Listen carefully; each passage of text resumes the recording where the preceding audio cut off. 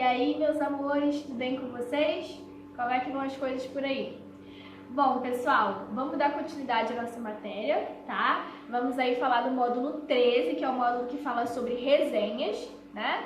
E nas duas próximas aulas a gente também vai continuar falando de resenha, tá? Porque é um conteúdo bem extenso, a gente vai aí aprender algumas coisas, vamos analisar algumas resenhas juntos, né? Pra gente poder entender como que funciona, ok? Bom, então abram aí na página 326, tá? E vocês podem ir acompanhando aí comigo, beleza? Bom, então inicialmente vamos entender o que essa palavrinha, né, ela é, né? O que seria a resenha?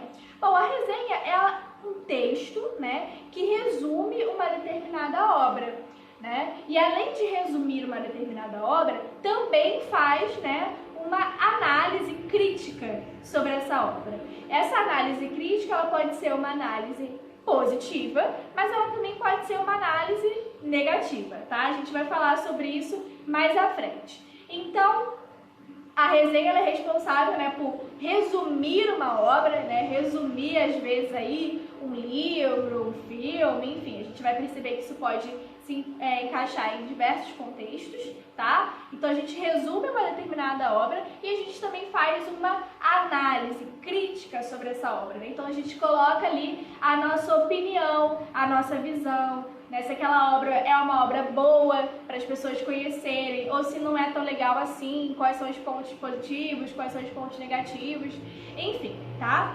Bom, visto isso, a gente consegue perceber que uma resenha, ela pode ser feita sobre livro, mas ela também pode ser feita sobre um filme, pode ser feita sobre uma exposição, né, sobre uma peça teatral, por exemplo. Então dá pra gente fazer resenhas, né, sobre várias situações, sobre várias questões, né, com o intuito da gente resumir e fazer uma análise crítica sobre isso, beleza? Bom, visto isso, vamos entender como que funciona isso na prática, né? Entender determinadas características da resenha, porque é algo que a gente precisa aprofundar, porque a gente utiliza muito isso, tá? Bom, antes de mais nada, é importante a gente ter em mente o seguinte. Lembra que eu falei que a resenha, ela, de certa forma, ela vai resumir uma determinada obra? Visto isso, a gente consegue entender que a resenha não é um texto muito longo, tá? Então é um texto aí um pouco mais curto, tá? Não necessariamente vai seguir uma regra, um determinado número de parágrafos. Vocês vão perceber que fica um pouco mais livre nessa questão aí, tá? A gente não tem uma obrigatoriedade de seguir 4 parágrafos, seguir 5 parágrafos, né? O que a gente tem que ter em mente é o seguinte, não é porque é uma resenha que a gente tem aí uma certa liberdade na hora da gente montar a questão da estrutura do texto, que a gente vai fazer de qualquer jeito. Então precisa ter uma introdução, um desenvolvimento, né, uma conclusão. Esses 3 elementozinhos aí que vocês já sabem que precisam, de certa forma, estar presentes, né, estarem presentes aí dentro de um texto, né? Não dá pra gente escrever um texto sem uma introdução, sem um desenvolvimento, sem uma conclusão, porque fica sem nexo, né? Fica ali uma coisa esquisita de se ler. Então, na resenha, isso também vai fazer parte, tá? Mas a gente não vai se prender muito a essa questão de número de parágrafos, né? Quantas linhas tem que ter, enfim, fica uma coisa mais livre. Mas, de imediato, a gente já consegue perceber que não é um texto muito longo, porque o principal objetivo é resumir uma obra. Então, não tem por que a gente querer resumir um livro, né, escrevendo um outro livro sobre ele, né? Não faz o menor sentido. Então, a gente vai, né, resumir de fato, vai escrever um texto aí bem menor, porque senão não faz o menor sentido, não vai caber aí na questão da finalidade do texto, tá? Bom, visto isso, a gente consegue perceber o seguinte: a resenha, ela possui elementos informativos, né? O que seriam esses elementos informativos? Ela vai expor os fatos, ou seja, ela vai falar de fatos que acontecem ali dentro da história, né? Então ela vai precisar falar um pouco sobre determinadas situações, né, de que acontecem ali dentro da história. Não é bem um spoiler, tá, gente? Mas ela vai falar ali sobre situações que acontecem dentro daquela obra, para a pessoa poder entender sobre o que aquela obra fala, né? Para a pessoa se situar. Porque se eu falar para você, assistam a Harry Potter, né? Que é o exemplo que eu sempre dou para vocês, porque vocês sabem que eu sou apaixonada. Mas para quem não conhece Harry Potter, vai falar assim, tá, Harry Potter, nunca ouvi falar, não sei sobre o que é o conteúdo, então eu teria que dar ali, né, uma apresentação, falar algumas informações para vocês, né, expor alguns fatos, e aí fazer um resumo. Olha, Harry Potter é uma história, né, uma obra que conta aí a vida de um bruxo, né, que perdeu os pais, e aí ele vai para uma escola que se chama Hogwarts, enfim. Então vou dar aí, né, meio que um resumão, falar determinados fatos que acontecem dentro da história de Harry Potter, para a pessoa se situar ali e falar, ah, tá, interessante, gostei ou não gostei, vou procurar saber, vou ler os livros ou vou assistir aos filmes, né? Então a resenha ela possui esse elemento informativo, né? Com esse intuito mesmo de informar, né, a pessoa ali, o leitor, sobre o que aquela obra fala, tá? Além disso, a gente tem também os elementos opinativos, ou seja, é a opinião da pessoa que está escrevendo a resenha sendo colocada ali no texto. Ou seja, se eu faço uma resenha, por exemplo, de Harry Potter, é óbvio que eu vou falar os pontos positivos dessa obra, porque é a minha opinião, né? Então eu vou ali falar dos aspectos positivos que eu gostei no livro, né? O que eu acho legal, o que é bacana, e vou tentar ali, de certa forma, né, meio que convencer você de que está lendo a minha resenha, de que Harry Potter realmente é uma história que vale a pena a gente parar para ler, né, e conhecer um pouco. Então, os elementos opinativos, eles fazem parte da resenha. Ou eu também poderia escrever uma resenha e colocar ali uns elementos opinativos que falassem ali o contrário, falar, olha, eu achei a história de Harry Potter um pouco vaga, né, achei que não abordou, achei um pouco superficial, não abordou muitas questões, assim, né? Enfim, poderia colocar também a minha visão, né, negativa, se fosse o caso, tá? Então, isso tudo faz parte. Como que a gente faz isso, né? Isso é marcado pelo uso aí da primeira pessoa, né? Geralmente, a gente coloca aí a primeira pessoa do plural, né, para poder ficar aí, né, um pouco, assim, pessoal, mas não tão pessoal assim, né? Então a gente utiliza aí a primeira pessoa para poder escrever também, tá? Cuidado para poder não ficar o tempo todo colocando ali, né?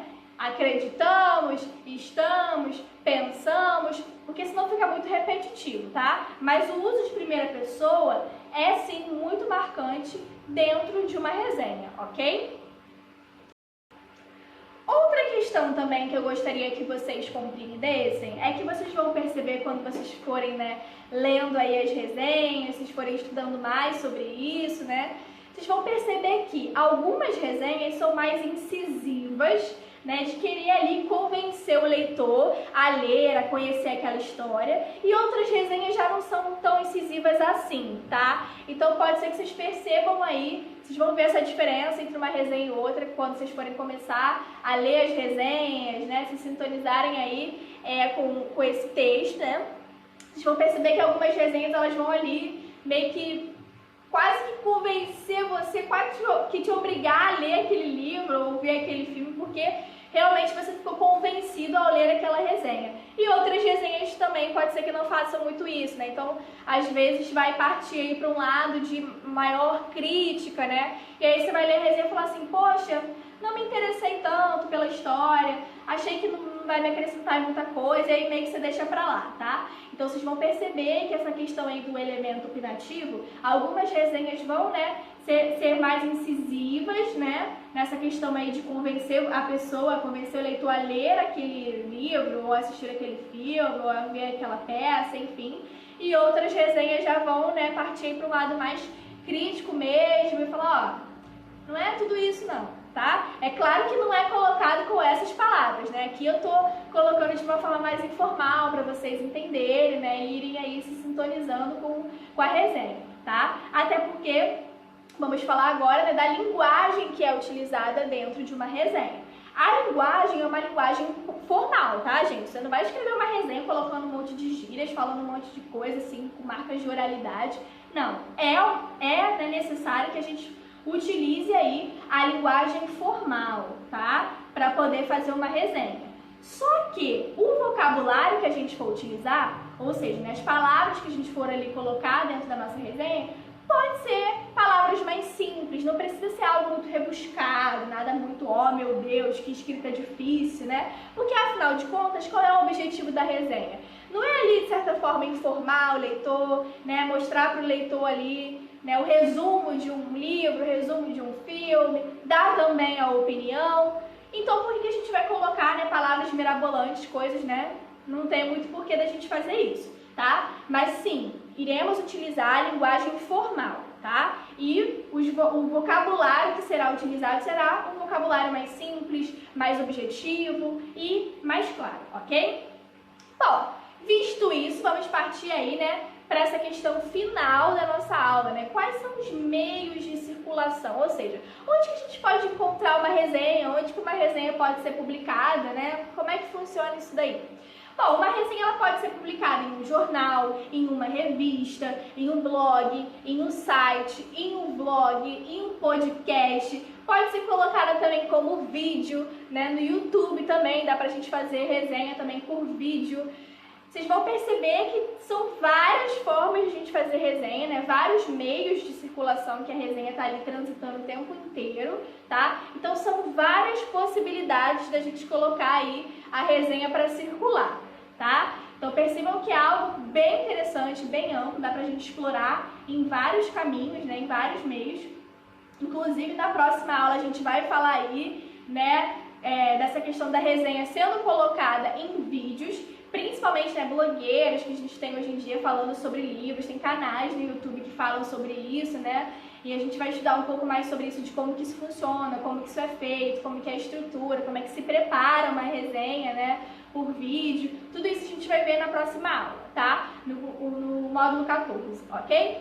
Bom, por hoje é só, tá, pessoal? A gente só introduziu mais ou menos o que seria uma resenha, mas na próxima aula a gente vai aprofundar um pouco mais, né? E na nossa terceira aula de resenha a gente vai falar ainda mais sobre resenha e vai fechar isso daí, ok? Peço que vocês leiam aí uma resenha que está aí na página, acho que é 326. Confiram aí, por favor, tá? 326 é uma resenha bem interessante. Do livro A Menina que Roubava Livros. Se vocês não leram esse livro, por favor, leiam. É um livro muito interessante. Eu sou suspeita para falar, porque é um livro que eu gosto bastante. E aí tem uma resenha, né, desse livro, né, página 326. Para quem não conhece esse livro, vocês vão ter aí, né, a oportunidade de saber sobre o que esse livro fala, né? E vocês vão perceber aí a opinião da pessoa que escreveu essa resenha, tá? Bom, pessoal, é isso. A gente se vê aí na próxima aula. Beijos!